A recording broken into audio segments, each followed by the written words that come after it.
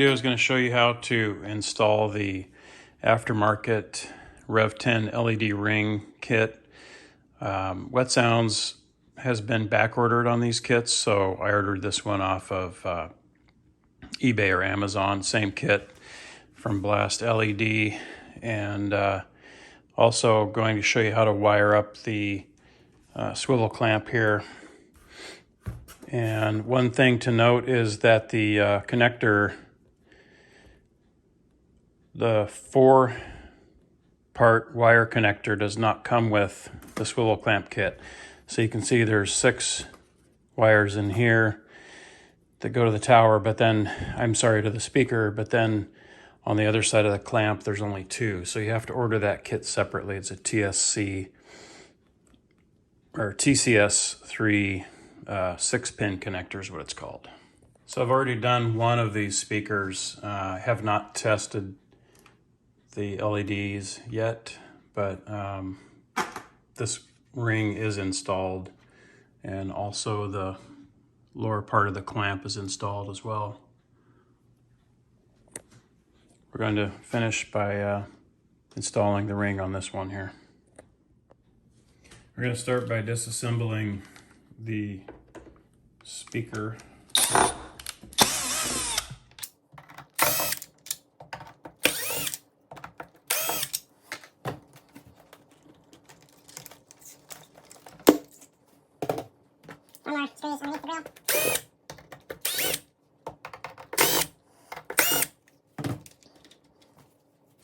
Gonna hang on to these. The instructions on the video that Wetsounds has, their earlier model only has 4 of these holes, but we're going to, for extra security, put these back in here, here, and here before we put the new trim ring on. Next, we're going to remove the speaker. You can grab the horn, it's pretty solid, and it should lift right out. On the back, you've got these little connectors here you can push to release. That is the positive.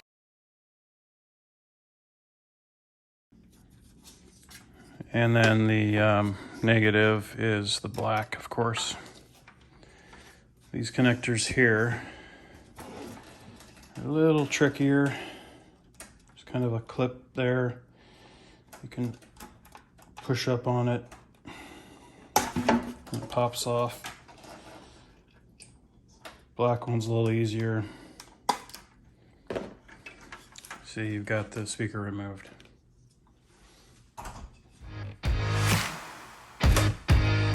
Inside, behind the baffling, if you're using fixed clamps, you'll probably have to remove that to get to the fixed clamp installation, but we're doing the swivel clamp, so I'm not going to cover that today. Note how they've got the wiring routed through the support here for protection when you put the speaker back in. So we're going to remove the attachment for the swivel clamp here with the Allen wrench, and this little fork slides out, and then the swivel part comes off like that. Note that the swivel clamp wiring does not have, I don't know if you can see it in there, there's no leads on this side for the RGB LED wiring, but on this one there is. So you have to order a new part. It's called a 6-pin connector for the TCS 3. You can see the speaker wire coming through the hole here. I'm going to push that back down inside. And the easiest way to do this is to pull this grommet out and thread the small 4-wire for the LEDs through, and then put the bigger connector for the speaker wire in that. And then we're going to feed the small wires through a hole in the top, and the bigger connector through the hole in the top. Then slide the grommet back down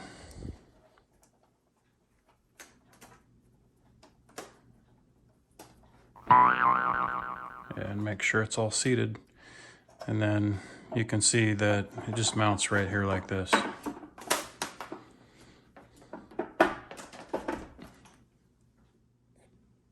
The swivel clamp kit comes with a package of bolts, Allen bolts, and there's 8 of them in here. I've already used 2, but you take the smallest 2 and we're gonna thread them right in here. We're gonna use blue Loctite on these. Also included in the kit is a set of nylon washers, and they just go over these bolts here like this, and then you slide them in like that. So we've got our blue Loctite, or thread locker in this case, different brand. And we're just gonna put a little bit. There's actually gonna be some of this bolt sticking out below the mount inside the speaker, so we're gonna put it up here and a little bit down here. You don't want a ton of this stuff, just enough for it to spread out. It keeps the bolts more secure so they don't work their way out while you're getting bounced around on the boat. Insert your bolts.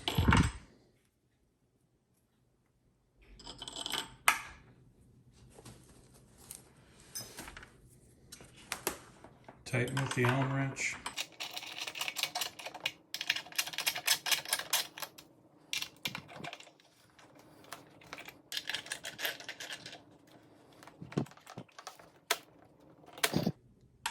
They're pretty snug. These speakers are pretty heavy, but don't strip it.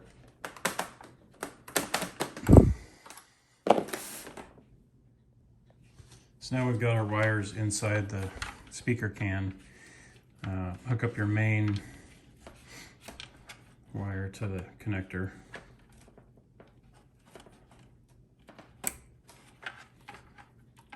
That stays back there. These don't need to be through the support because they're on the back of the speaker. But now you've got your 4-wire lead that came with the wetsounds clamp. And if you're doing the aftermarket solution here with the blast LED ring, it does not have that connector, so you'd have to either buy one and wire it up in there, which wouldn't be too hard because they make kits like this. But what I do is I just cut this off, leave a little extra in case you end up needing it later, and then butt connect these together. So again, if you got the wetsounds kit, if you're lucky enough to find one, don't cut this, just leave it as is. And the wetsounds will have the plug here to plug in, which is nice. But since I don't have that, because of COVID, I'm gonna cut these off.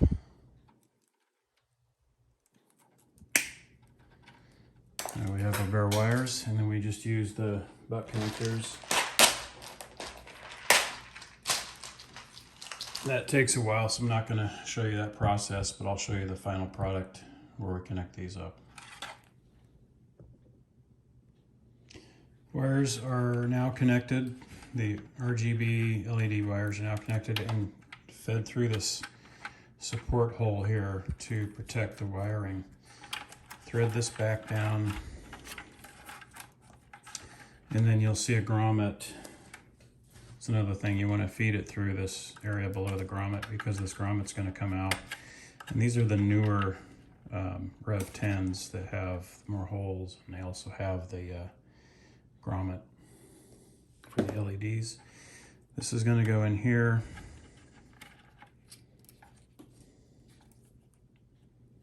Try to make it as flat as you can. And then this is going to, it's got a sticky side, you're going to peel that off and then mount around the outside edge, but not yet. So hold this off because the speaker is going to go back in first. So, all right, so like I said before, ground is black. You can see the black marks on the bottom of the speaker here. Push it in, reconnect, and the white goes to the red, like that. And we're going to reattach your red to the large, and then your black to the small. One thing I didn't mention was I like to use dielectric grease. I'll have a link to this in the description, especially if you're in a saltwater environment, but even a humid environment like Florida, or in the South, or Pacific Northwest, even when it rains a lot.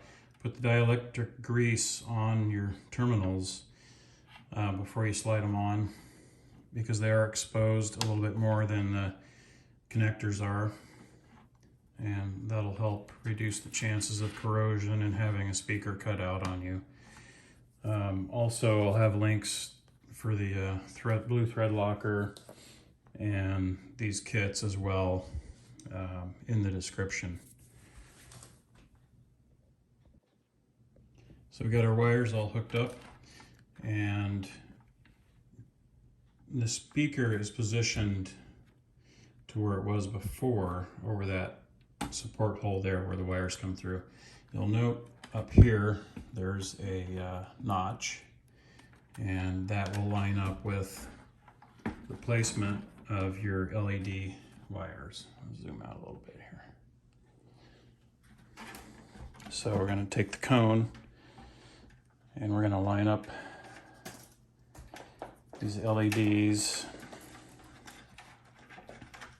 wires to the slot and seat it in there. There we go.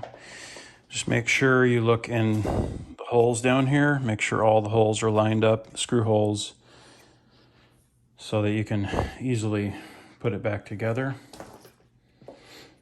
And then we'll take the tape off here and assemble that.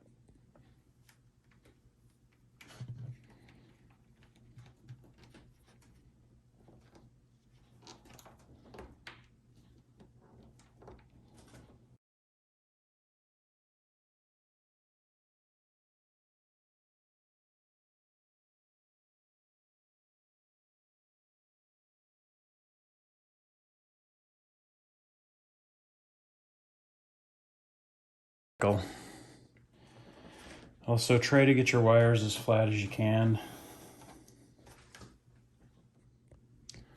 Okay, so one last check of your mounting holes. Make sure they're all lined up. You don't want to have to deal with that. Have our trim ring set aside. We're going to take these original 4 shorter screws for the speaker, and we're going to put them back in where the grill does not mount. So the grill mounts on these 4, oops, kind of an X pattern here and here. These mount sort of in a cross pattern. So set those in, drive them down, don't strip them. I'm gonna note to you that the other installation videos that I watched did not have the step in here where they're putting those screws back in that holds this heavy speaker into the mount, into the housing. And so the first one that I did not do this, and I felt that it wasn't safe, that just those 4 screws through your grill and your ring are not enough for me, because we ride on the river and it gets real rough. So this is way more secure to add these back in. Plus, this ring does not set completely flush in here. There's a little bit, just a little bit of space, so it's not going to be a problem. Okay, so you can see I've put the short screws back in. This is the orientation of the speaker. Back in here in a cross pattern. And I didn't feel like the long mounting speakers through the grill were strong enough to hold all that stuff in there. So I put those in. Now the problem is this thing sits down on top, and you can see where I've marked it. It's going to hold this up a little bit. So I'm going to take a Dremel and I'm just going to machine a little bit out You can do it the other way, the way the instructions tell you to, but I want this thing solid. So I'm going to go ahead and Dremel out these spaces to go over the top of these screws before I do any more installation.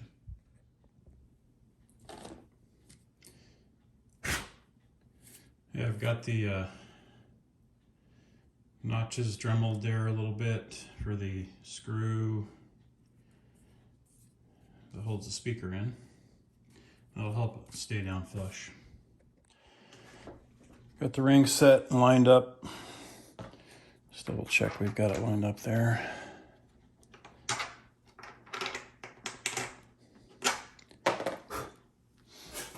Put your grill on. And then just start putting the screws in the slots.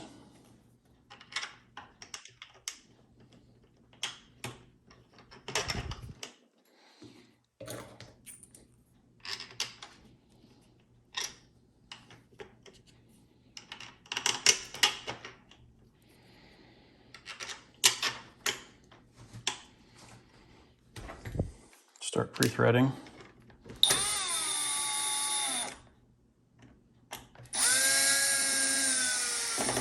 Don't go tight because you're going to need room to maneuver that ring. It's not perfectly machined, a little bit tight.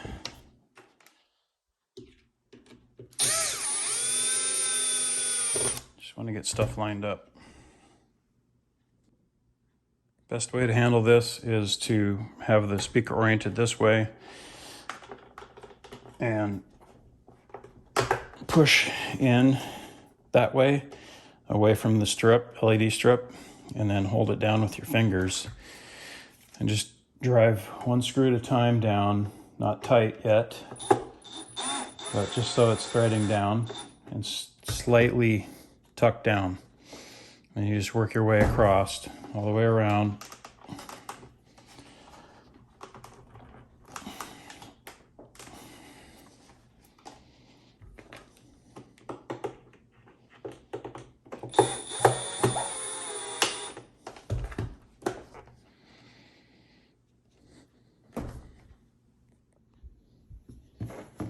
You want to finish up by just using the screwdriver to snug it down by hand. You don't want to break the grill.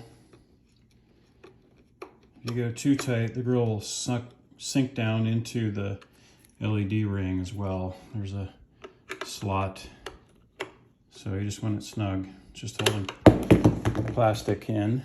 Whoops. And then that's it. That's what it looks like. So I'll have links in the description. Check out my other videos, how-to stuff. Give it a like if you want. And I'll do some more videos on installation of these on an FI-21, a Centurion, getting rid of the downfire speakers.